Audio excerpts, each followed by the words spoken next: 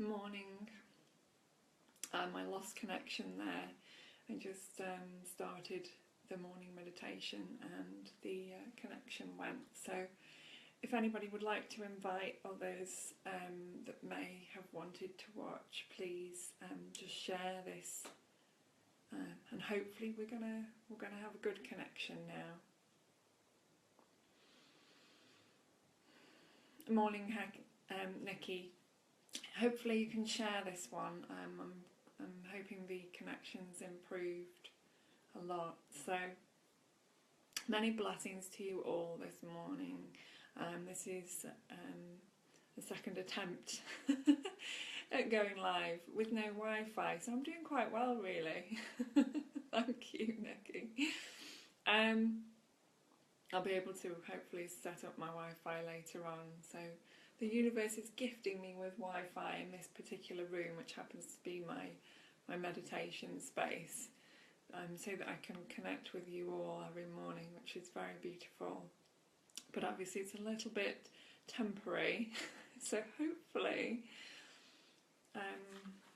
yes, Christine, hopefully it's going to be strong connection for us all.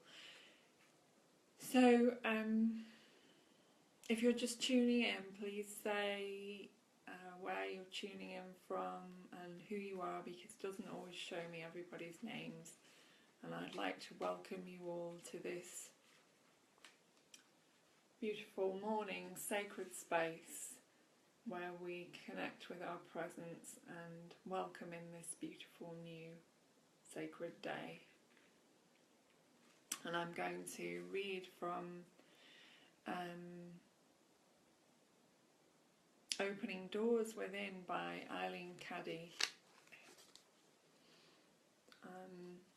She's the founder of the Findhorn spiritual community in Scotland. And I'm hoping that today's date is the 28th. If anybody would just like to send me a like to let me know that that is the case, because I'd forgotten what the date was, and I think I've worked it out now while we lost connection there. So hi Christine, hi Kelly, hi Cassie. Thank you for giving ourselves this space this morning and joining me here. Everything improves with practice. The more you learn to live a life, the more it becomes a part of you, and you can live and move and have your being in it. You cannot remain static, so let yourself grow and expand freely and joyously. Break those bonds which have kept you confined in the past. Rise above all those fears which have prevented you from expanding and have kept you blindfolded, so that you have been unable to see clearly the glorious vision before you. Demonstrate what faith means to you and expect the seemingly impossible to become possible. Bring my kingdom down on earth and learn to do my will and walk in my ways. No matter how weak and faltering those steps may be, they have to be taken.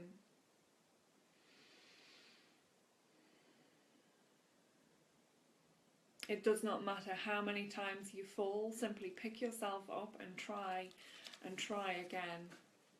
Good morning, Tony.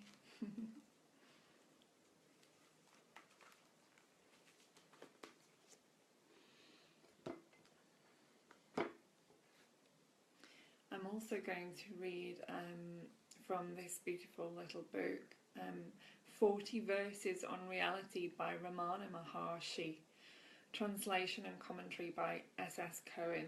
And I will show you a photo of him in case you're not sure who he is. It's this guy.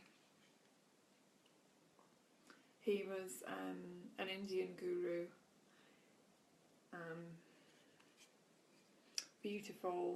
Beautiful soul, and wow, just look at that for a minute. You can feel his presence from the photo.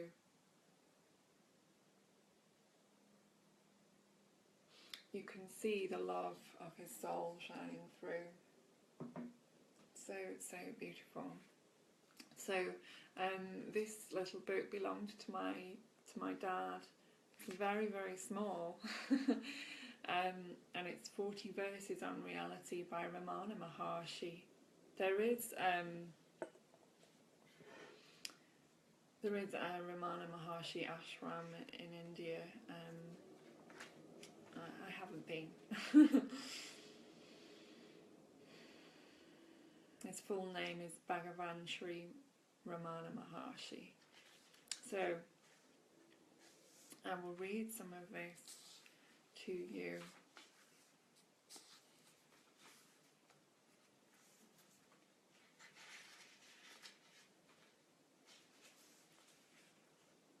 I'll start at the beginning. Morning, Susie. Morning, Nikos. Are you in Akrotiri? Oh, that's so lovely. Awareness is all, the seer and the seen, the real and the apparent. The triad, God, soul and world, is the creation of the ego and disappears with the ego. Speculations about God and world avail nothing. Self-realization is the heart's cry for all. Form and formlessness of God depend on the ego's conception of itself. The world is the body inclusive of the 5 sheaths, for without them the world cannot be conceived or perceived. That's the 5 senses. The world is what the mind conceives through the senses. Morning, Thomas. If you're tuning in, say hi and where you're tuning in from. The world rises and sets with the knowledge of it. Both have their source in the self. Any sincere worship eventually leads to realization. The dyads and the triads are supported by the one, which can be discovered by inquiry. Knowledge and ignorance are interrelated. Real knowledge arises by inquiring for both whom knowledge and ignorance occur. Not to seek the self, which is the source of both knowledge and ignorance, is real ignorance. For those of you who've just joined us, I'm reading 40 Verses on Reality by Ramana Maharshi. Very small book.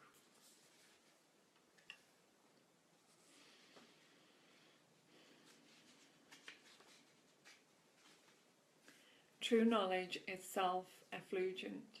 It is neither knowledge nor ignorance. Knowledge of diversity is ignorance, yet it is not apart from the self, like the shapes of ornaments which are not apart from the gold. You and he exist when the I exists.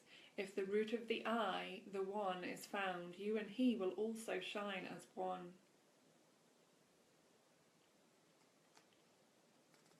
Past and future are only the present when they occur, thus the present alone exists. Time and space do not exist apart from the self. To those who have not realized the I is of the size of the body, to those who have, it is limitless. To those who have not realized the world is confined to the space it occupies, to those who have, it is limitless, subterranean. It is the limitless subterranean of the world. Arguments about destiny and free will are carried on by those who have not realized. Those who have are free from both. Seeing the self is seeing God, so the self is not no other than God. To see God is to be absorbed by God. God shines in the mind, but to know God, the mind has to turn inward. Although the world disappears with the I continues to exist in sleep, as in waking. Neither the body nor the self says I. Between them the ego rises and ties them together. The ego takes a body and accomplishes various acts. It takes one body after another till it is destroyed by vichara. The ego being the all, surrendering in it is surrendering all. To destroy the ego, the source of its emergence has to be sought and retained as the real state. The seeking has to be deep within oneself, like diving to recover a precious object that has fallen deep into waters. The vichara is not muttering I, but sinking the mind into its source. On reaching the heart, the I subsides, and the real I manifests in its place. Having extinguished the ego, the jnani has no other purpose in life but to remain immersed in the bliss of the self. Morning, Len. Although thou art that, says the Vedas, not to investigate into one's nature and abide as that is mental weakness. Self-knowledge is not duality, the self being single. It is itself both the object as well as the subject. Disputing the nature of the self without attempting self-realization merely constitutes delusion. Thaumaturgic powers are like dream magic. They do not entrap the self-realized. It is not necessary to go on meditating, I am that, for one is always that. Non-duality prevails always, whether as the world or as the self. The sense of doership reaps the fruits of action, karma. Karma ends when the doer realizes his true nature. Bondage and liberation are mere notions of the mind. They cease when he who is bound is enquired into and realized. True liberation has no form and destroys the very ego which distinguishes between one kind of it and another.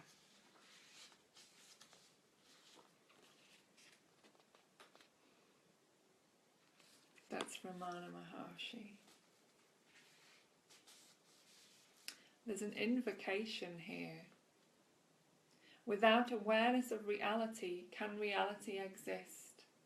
Because this awareness, reality itself, free from thought, exists as the source of all thoughts. It is called heart. How to know it? To be it as it is, thought-free, in the heart, is to know it. This verse and the next form an invocation which customarily precedes spiritual and poetic works in Indian literature. It may be addressed to a particular deity such as Ganapati, the deva in charge of poetic infusions, or to the devas in general, or to a favourite devi or the guru.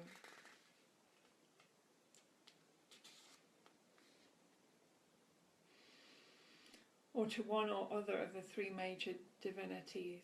But Bhagavan, recognizing a single reality from which all things proceed, makes his dedication to that as the pure awareness, Chit, abiding in the heart as eternal existence, Sat, or the absolute Brahman. The literal translation of the first sentence of this verse reads, "Can there be awareness of that which is other than existence?" This makes knowledge or awareness the criterion of existence, because the non-existent cannot make itself known. The colour, for example, that is not visible, or the sound that is not audible, amount to nothing. Should, however, something non-existent be perceived, like the water in a mirage, or the figure of a man in a wooden post, it cannot be but an appearance, a misleading thought in a perceiving consciousness. For the absolutely real alone exists absolutely. The apparent has no existence whatsoever. But here it may be asked that since both the real and the apparently real are cognizable, how is one to distinguish between them? The former is changeless and exists eternally as the knower, which is always a subject and never an object, whereas the latter, being a mere thought, ceaselessly changes and is insentient, always an object and never a subject. Close study will reveal that the eternal world, that is every perceived object and every thought and sensation, is an unreal, dreamlike appearance. As for the real, although it is not so easily recognizable, yet according to this verse it is certainly knowable. If so, how to know it? Bhagavan asks and gives some clues regarding its nature in order to lead the seekers to it. It is pure awareness. It dwells in the heart. Nay, it is the heart itself. It is the source of all thoughts itself, being free from thoughts and so forth. From this we must infer that reality is not only consciousness, but also changeless. It is itself free from changing thoughts. Thoughts emanate from it, and like shadows cast on it, obstruct our view of it, so that we have an immediate apprehension of it. We have to part from all thoughts and remain, like it, in our very native purity in the heart, thought-free. As we proceed, we shall see Bhagavan developing his theme that the vichara or inquiry is the easiest method by which one can attain this objective of jhana, or knowledge of the absolute reality which is one's own self. This one verse sets the keynote for the whole work, like the shruti or the continuous bass note in music. Readers will do well to keep it always in their mind in their study of other verses. Those who have an infinite fear of death take refuge in the feet of the Supreme Lord, who is without birth and without death. Can the thought of death occur to those who have destroyed their I and mine and have become immortal? Those who most identify themselves with the body are the people who fear death the most. Seeing the dissolution of the body, they deduce their own dissolution to be simultaneous with it, and the dread and terrible unknown that lurks behind it. Their only hope of safety lies therefore in the worship of the Almighty Lord, who alone is deathless. But those who through the practice of sadhana or spiritual discipline have transcended this false identification no longer have bodies to be the victims of death. Even the thought of death does not occur to them. They are vidhas, bodiless, although they continue to occupy a body. This verse also implies that by taking refuge in the Lord, these fear-torn people will, of course, of time so progress spiritually that they will be able to destroy their sense of I and mine and attain immortality, since the death of the ego will evidently destroy death and the thought of death.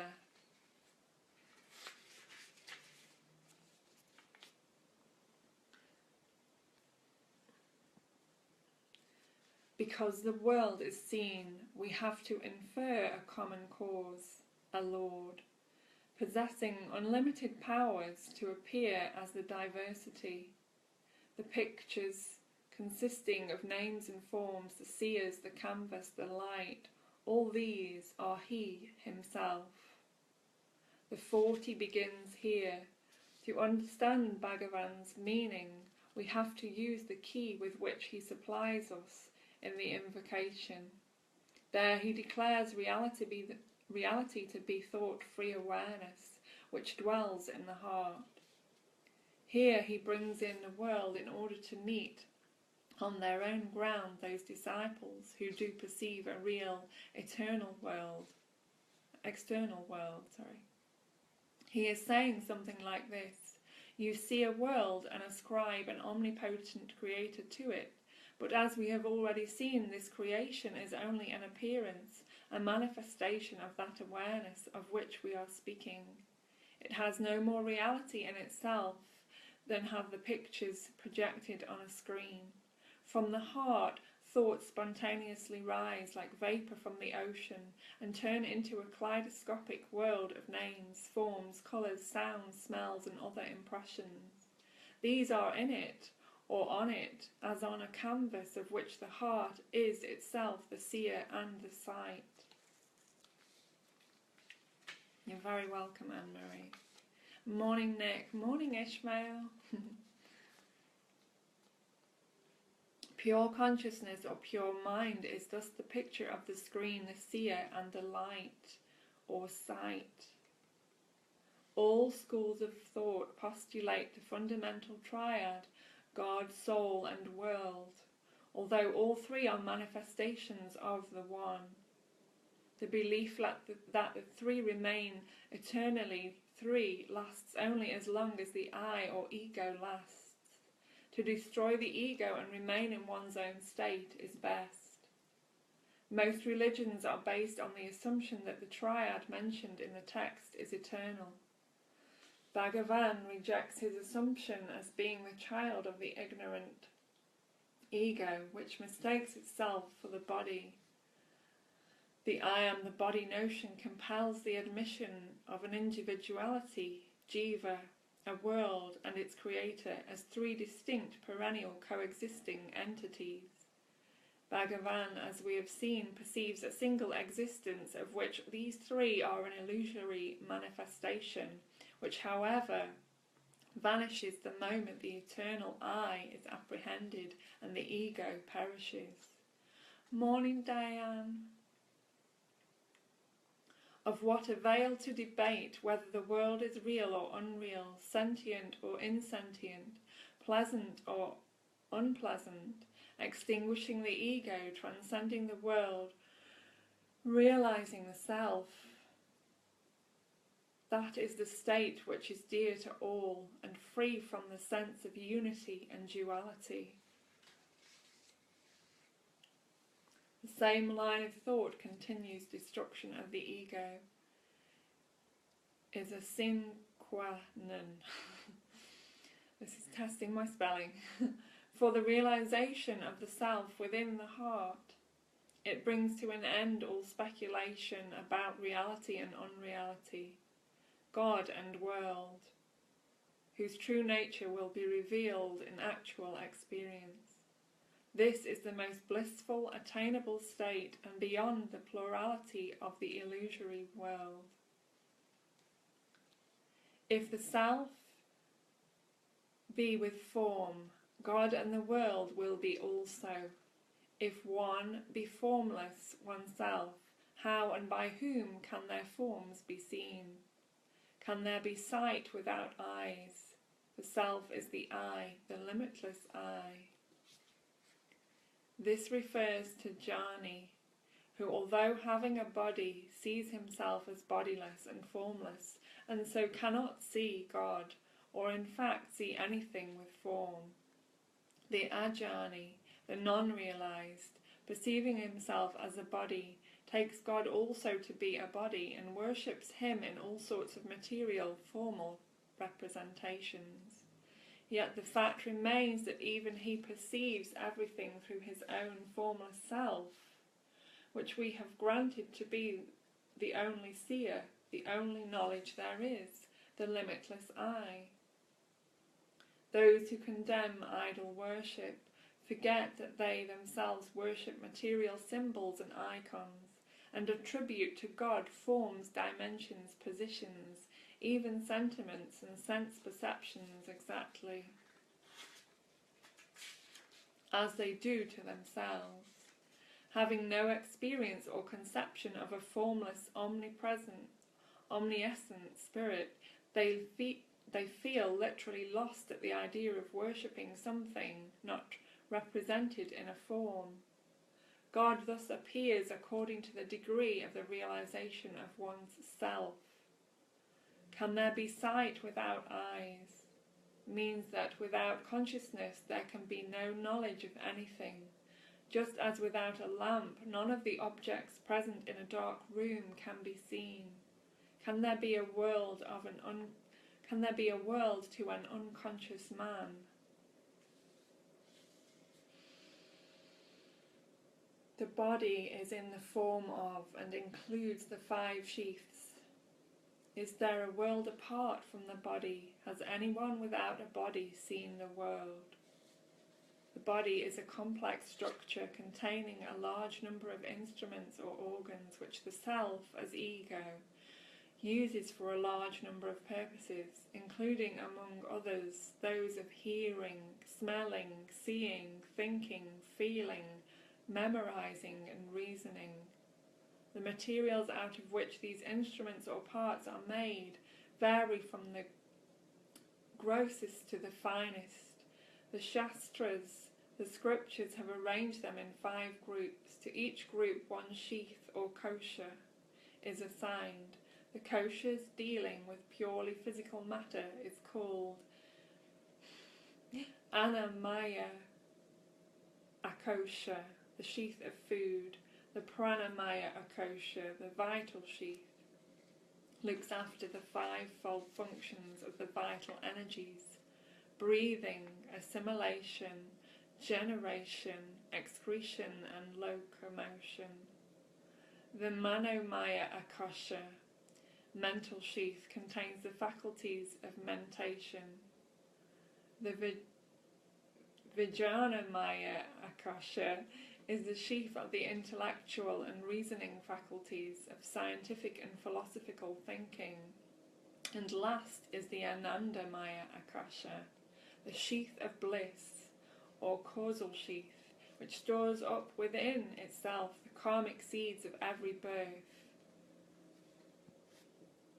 and is concerned with that state in which profound peace is enjoyed by the dreamless sleeper.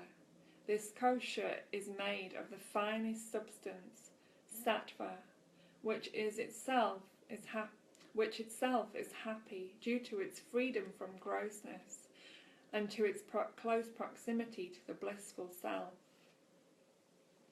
Thus the term body includes all these koshas, whose appearance and disappearance cause the appearance and disappearance of all objective and subjective perceptions. Assumption of a body is therefore necessary for the world's enjoyment, and the body owes its existence, as we shall see in the next verse, to the 5 senses, which are the properties of the mind.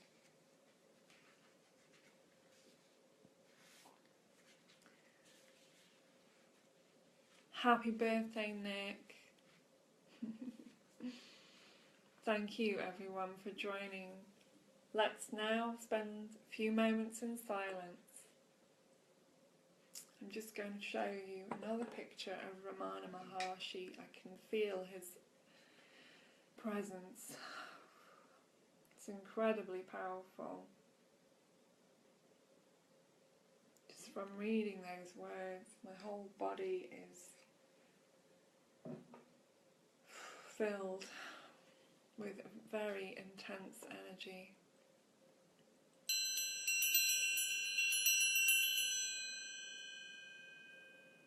Let's take some silence now. I'll ring the bell when we end the silence.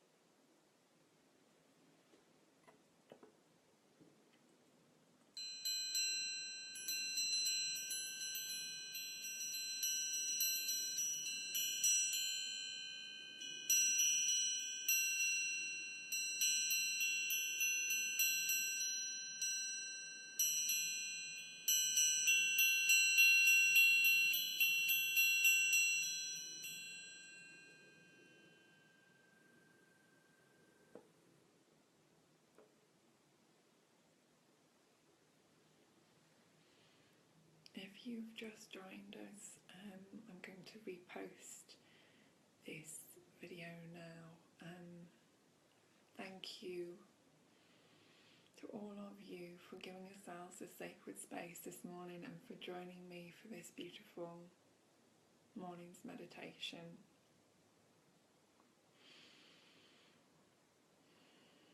I encourage you all to seek the truth of that which you already are.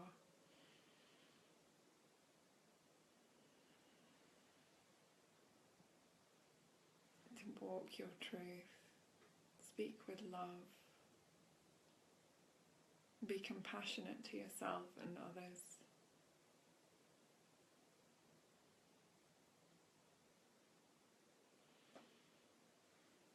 Many, many blessings to you all.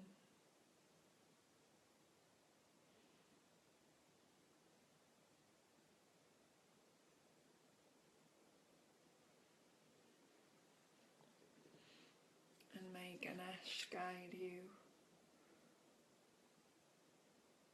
and remove all obstacles in your path.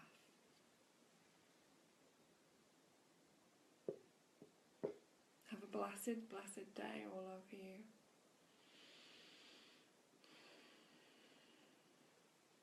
Much, much love from my heart to yours. Namaste, Nick.